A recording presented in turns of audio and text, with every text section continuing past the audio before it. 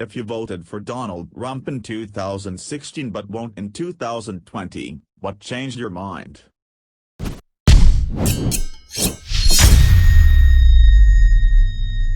2016, he ain't Hillary. 2020, he ain't sane. See, in the left side of Trump's brain, there's nothing right. In the right side of Trump's brain, there's nothing left. 2020, he ain't sane. See, in the left side of Trump's brain, there's nothing right. In the right side of Trump's brain, there's nothing left. That's a great way to put it. His dementia is only hastening his demise.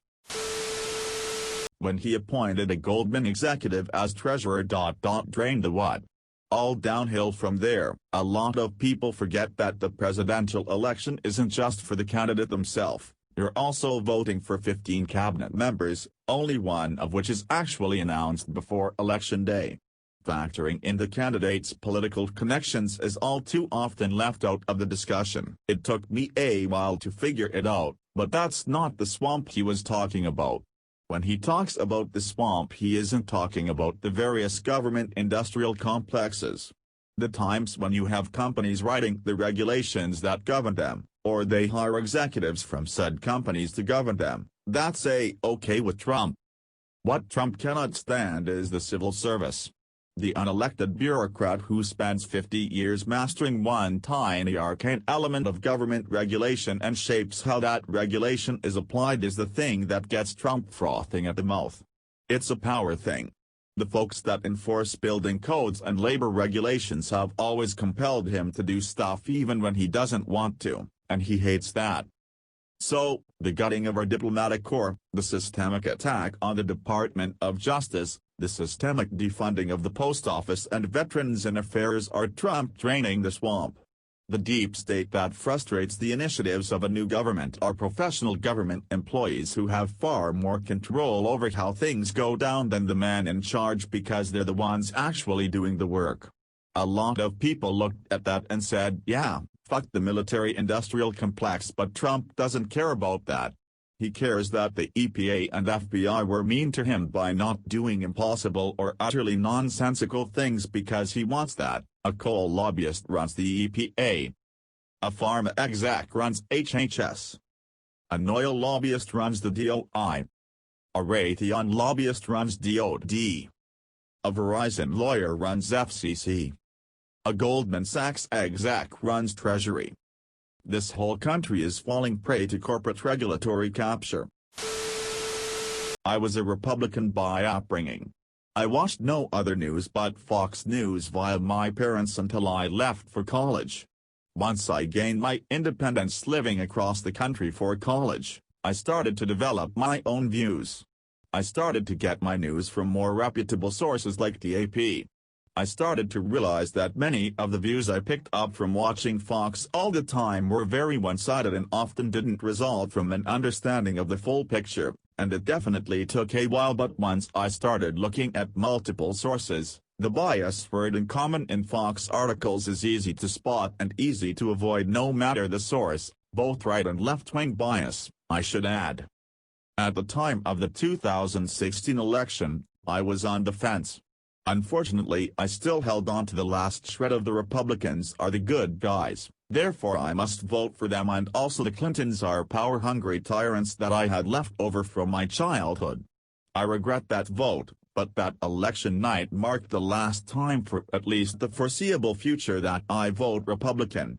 I'm currently a registered Democrat, though I consider myself a fairly moderate liberal, and I find this position much better suits what I actually believe. Not just what I'm told I believe like when I was a kid, and what I find important in how society is governed.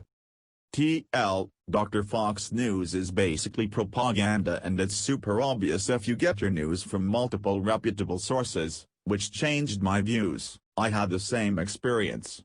It is amazing what 10 minutes of online searching can do to broaden your knowledge. I understand that my parents' generation was used to getting information from one source years ago. But today there is no excuse. Just ignorance. I'm Gen X, but I went through similar change. Though college wasn't it, I went to an engineering college. Think I saw one non-white person. It was joining the workforce in the NYC/NJ area, where I met a wide range of people, and realized everything I had been told about them was a lie. They were just people. But I have realized, if you don't get out in the teenage, early 20s timeline, it's really hard to admit to being duped after the most pliable part of our growth. I was disappointed with a few things that he did here and there, but I wasn't that aware of the scope of some things, so it didn't seem so bad. Then COVID happened.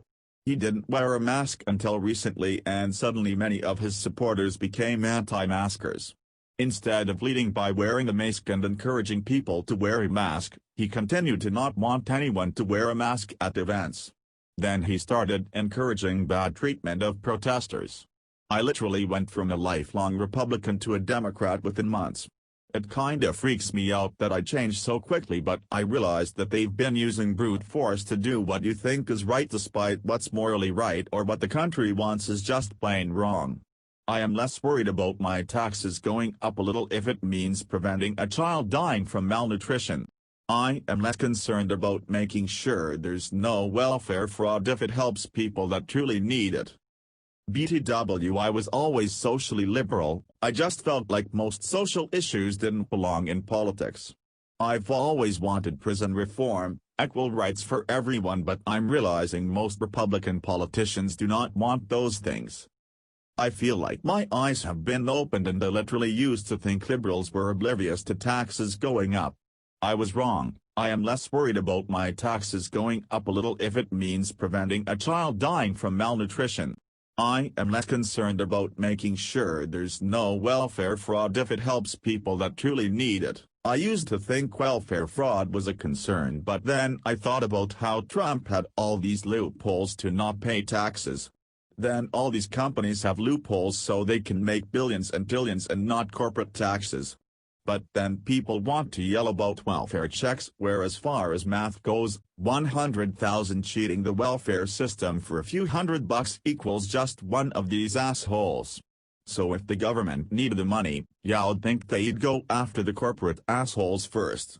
But a person cheating welfare to pay utilities and get extra cheese? Not my concern. You do realize there is an entire department devoted to fighting welfare fraud. And they are quite effective at their jobs. Mass welfare fraud is a myth.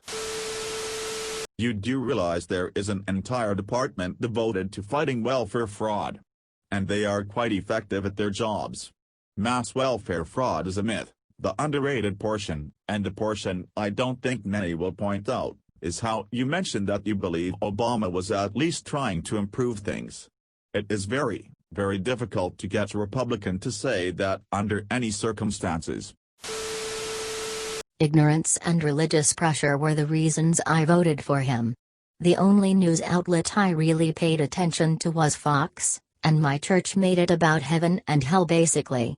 Voting for Hillary was tantamount to killing a baby with your bare hands. I didn't like him, but I didn't know it was that bad. A few months post-election I caught wind of a rumor that he had a rape allegation. I wasn't aware of this, and I did some digging. Also, within a year and a half most of my ideological views changed drastically as I deconverted, and I started looking at more sources for news and information. Suddenly I realized that I had been the product of very concerted propaganda efforts by right-wing cable news, and those who take it as gospel. I educated myself, and ever since I have been deeply involved with keeping up on what goes on in our politics. I watch hearings, read source documents, follow Trump on Twitter, and I vet my information as much as possible. I actively speak out against Trump and similar politicians, and I am active in my community fighting against what they stand for. I'm trying my best to pay penance for my choice made in ignorance, because when it comes to these decisions, one cannot afford to be ignorant. I didn't vote for him, but I realized the US really dunked up ... when he threw paper towels at a speech in Puerto Rico after it was devastated and no one had power and thousands were still missing. I will never forget that. He literally thought he was a hero for throwing out power towels. Edit thanks for awards. Honestly, how this admin handled Puerto Rico should have been a crime. They are still trying to rebuild, and there are people with temporary houses or living with tarps for roofs, and we aren't doing shit. They deserved more, but Trump doesn't even see them as Americans, so he couldn't care less. Edit. So I wrote this slightly tipsy, so I went back and fixed my spelling errors. I do want to say to people who keep pointing out the supplies found in a warehouse. Water bottles don't rebuild houses. They don't give out people medications. They don't fix the power grid. And while yes, those supplies could have been useful during the initial aftermath, that doesn't absolve the federal government for not continuing to provide resources so PR could rebuild. Puerto Ricans are Americans. They deserved more than what they got, and it's a damn tragedy. Fuck Trump. I hope he is seriously put on trial for his crimes against humanity. Him and his whole corrupt-ass family. I'm not so sure he even realizes they're part of the US, TBH.